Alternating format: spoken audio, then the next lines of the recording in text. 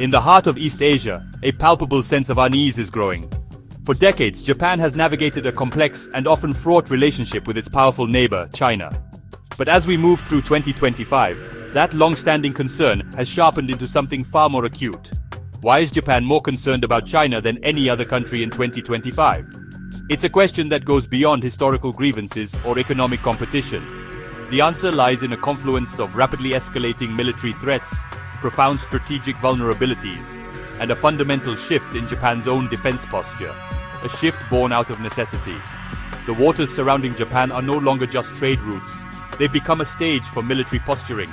The skies are filled with more than commercial airliners. They're now crisscrossed by fighter jets on high alert. From the contested Senkaku Islands to the vital sea lanes near Taiwan, the friction points are multiplying, and honestly, the stakes are getting higher. We're going to delve into the specific incidents and strategic calculations that have pushed Tokyo to a critical crossroads, forcing it to reevaluate a pacifist identity that has defined it for nearly 80 years. Tonight, we're going to look past the headlines and get to the core of this geopolitical tension. We'll examine the military hardware, the diplomatic maneuvering, and the deep-seated anxieties driving this new era of confrontation. We'll explore why Japanese military leaders are calling this the most severe security environment since the end of the Second World War. Let's break down the top reasons behind Japan's growing anxiety. In June of 2025, something happened that sent a chill through Japan's Ministry of Defense. It wasn't an overt act of war, but in the world of strategic signaling, it was a clear and unambiguous message. A Chinese naval carrier group, led by its flagship, sailed deep into the Pacific, conducting extensive exercises near Minamitори Island. Now Minamitори is not a contested territory. It is unequivocally Japanese land, a remote coral atoll nearly 2,000 kilometers southeast of Tokyo. For a Chinese carrier strike group to operate there, so far from its own shores and so deep within Japan's strategic rear, was a profound statement of capability and intent. This wasn't an isolated event. It was the culmination of a dramatic surge in Chinese naval and air activity that has been building for years. We're seeing Chinese warships, including advanced destroyers and submarines, routinely circumnavigating the Japanese archipelago. They transit the critical straits, Tsushima, Tsugaru, Soya, in a deliberate pattern that demonstrates their ability to project power from every direction. These are not just passing voyages. They are complex, multi-day operations involving simulated attacks, anti-submarine warfare drills, and air defense exercises, all taking place in what Japan considers its backyard. The scale of this activity is unprecedented. The Japan Self-Defense Forces are scrambling their fighter jets at a rate not seen since the Cold War, responding to Chinese military aircraft approaching their airspace. These incursions often involve not just fighters, but also H-6K bombers, capable of carrying long-range cruise missiles, and sophisticated intelligence-gathering planes mapping Japan's coastal defenses. Each sortie, each naval patrol, serves a dual purpose. It provides invaluable training and reconnaissance for the People's Liberation Army, and it systematically desensitizes and exhausts Japan's defense resources, stretching them thinner and thinner. What this ballistic surge in activity demonstrates is China's successful transition from a coastal defense force to a true blue water navy. They are no longer confined to the waters of the first island chain. They are now projecting sustained military power into the second island chain and beyond, directly challenging the maritime security that Japan has long taken for granted. For Tokyo, this isn't just a concern. It's a direct threat to its vital sea lanes, its remote territories, and its fundamental ability to defend itself from a multi-front assault. The dragon is no longer just at the gate. It's circling the entire castle. Nowhere is Japan's anxiety more concentrated than on two specific points on the map, Taiwan and a small, uninhabited chain of islands known in Japan as the Senkakus, and in China as the Diaoyu. These are not just territorial disputes. They are strategic flashpoints, with the potential to drag Japan into a devastating regional conflict. The fate of Taiwan is, for Japan, an existential issue. A Chinese takeover of the island would be a strategic nightmare for Tokyo. It would sever Japan's vital sea lanes, through which most of its energy and trade flows, and it would place a hostile military force on its immediate doorstep, just over 100 kilometers from its westernmost islands. This fear isn't abstract. It's fueled by China's increasingly aggressive military maneuvers around Taiwan. The near-daily incursions into Taiwan's air defense identification zone, the large-scale amphibious assault exercises, and the rhetoric from Beijing vowing reunification by any means necessary are all watched with extreme alarm in Tokyo. When China conducted massive military drills in response to diplomatic engagements with Taiwan, it didn't just encircle the island, it fired ballistic missiles that landed for the first time inside Japan's exclusive economic zone, or EEZ. This was a deliberate act, a clear warning that any conflict over Taiwan would inevitably involve Japan. Then there are the Senkaku Islands. While Japan has administered them since 1895, China began to assert its claim in the 1970s, and in recent years has dramatically escalated its presence. Chinese Coast Guard vessels, often larger and better armed than their Japanese counterparts, now maintain a near-constant presence in the contiguous zone around the islands. They routinely enter Japan's territorial waters, challenging Japanese sovereignty in a high-stakes maritime gray zone campaign. These ships are not just patrol boats, they are instruments of state policy, designed to slowly and methodically erode Japan's control without firing a shot. This relentless pressure creates a volatile and dangerous situation. A miscalculation by a ship captain, an accidental collision, or an overly aggressive maneuver could quickly spiral into a military confrontation. Japan is forced to respond to every single incursion, creating a constant state of tension for the Japan Coast Guard and Maritime Self-Defense Force. For the Japanese government, the combined threat is clear.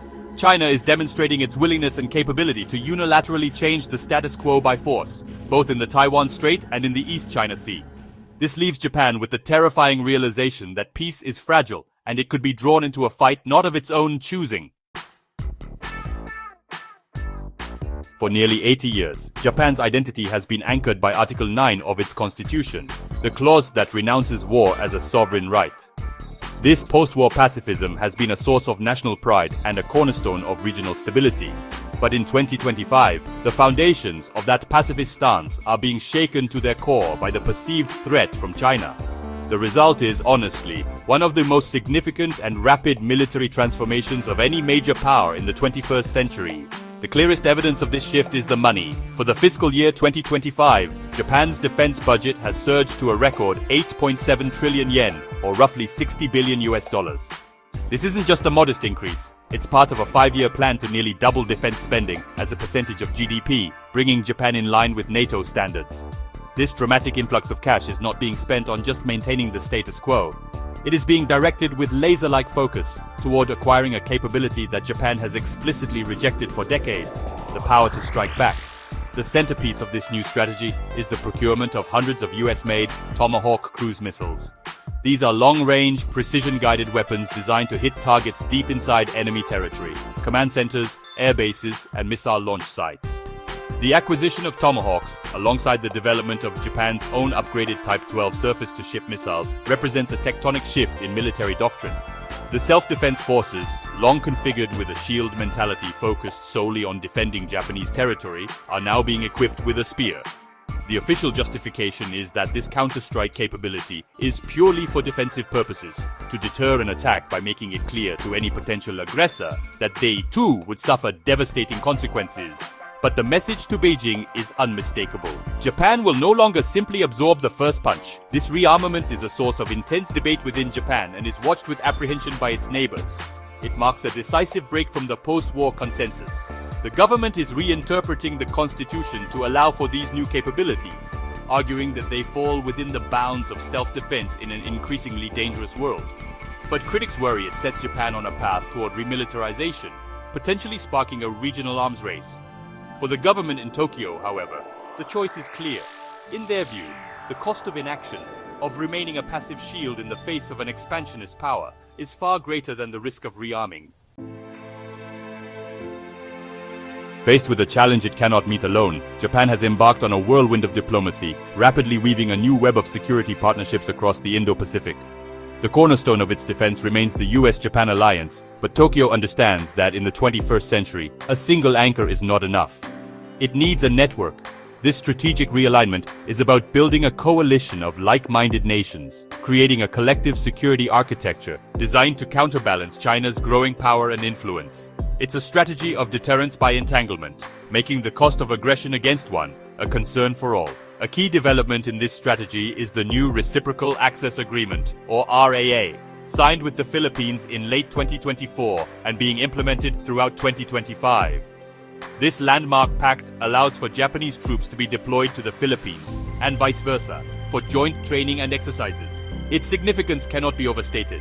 It gives the Japan Self-Defense Forces a strategic foothold in Southeast Asia, right on the edge of the South China Sea, a critical theater in its competition with Beijing.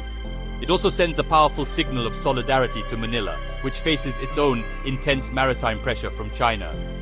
Similar agreements are already in place with Australia and the United Kingdom.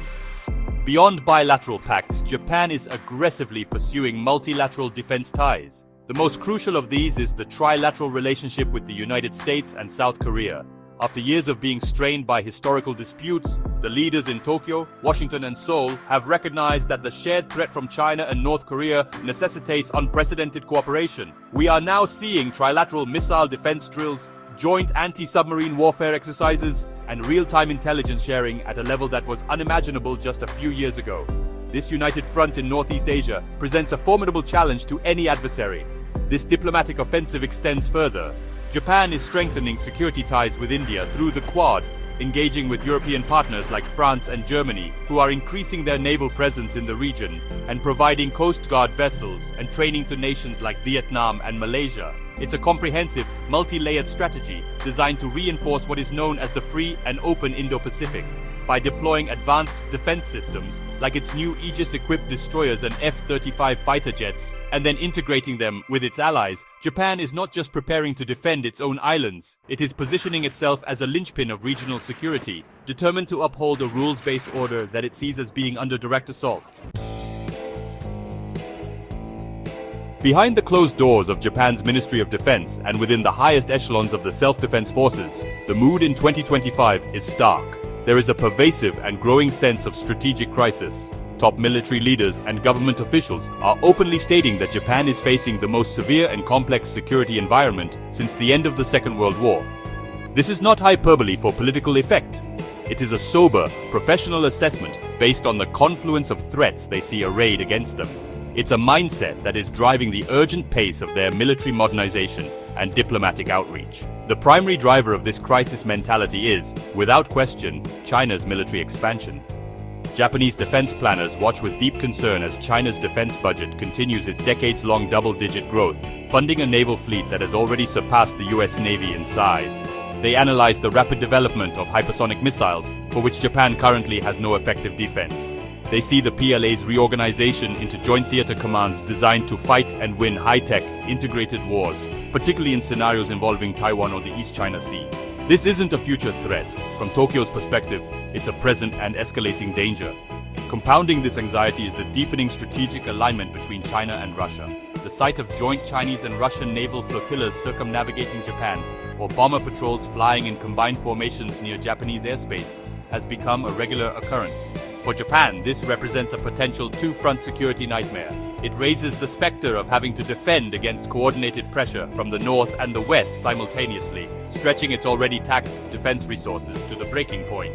This de facto alliance between two nuclear-armed neighbors, both with historical grievances against Japan, has fundamentally altered Tokyo's strategic calculus. This sense of crisis permeates every decision. It's why Japan is rushing to deploy long-range missiles. It's why it is strengthening its cyber defense capabilities and investing in space-based surveillance. And it's why it is reinforcing its southwestern Nansei Islands, transforming them into a line of defense dotted with missile batteries and radar stations. The leaders in Tokyo believe they are in a race against time. They feel the window to deter a major conflict is closing, and that the peaceful post-war era they have known is giving way to a new, more dangerous age of confrontation. The question on their minds is not if they will be tested, but when. As we've seen, the reasons behind Japan's heightened fear of China in 2025 are not speculative or distant. Japan's fears are rooted in real, escalating threats and a rapidly changing security landscape. From the constant military pressure in the seas and skies surrounding its territory, to the volatile flashpoints of Taiwan and the Senkaku Islands, the challenges are immediate and tangible. This external pressure has forced an internal reckoning, compelling a nation long defined by its pacifism to undertake a historic military buildup and forge a new network of powerful alliances. The moves Japan is making, the record defense spending, the acquisition of counter-strike missiles, the diplomatic outreach, are not made in a vacuum. They are the calculated responses of a nation that feels its security, its prosperity, and its way of life are under threat. Every action Tokyo takes is watched closely in Beijing, in Washington, and in capitals across the region. Each step alters the delicate geopolitical calculus, creating ripples that extend far beyond its shores. The nation is navigating a treacherous path between deterrence and provocation, seeking to secure itself without igniting the very conflict it seeks to avoid. The story of Japan in 2025 is the story of a nation at a turning point. It is shedding the skin of its post-war identity to confront a more dangerous and uncertain world. The choices it makes now will not only determine its own future, but will be a deciding factor in the contest for regional dominance. As 2025 unfolds, Japan's response will shape the balance of power in East Asia for decades to come. The world is watching, because what happens here matters everywhere.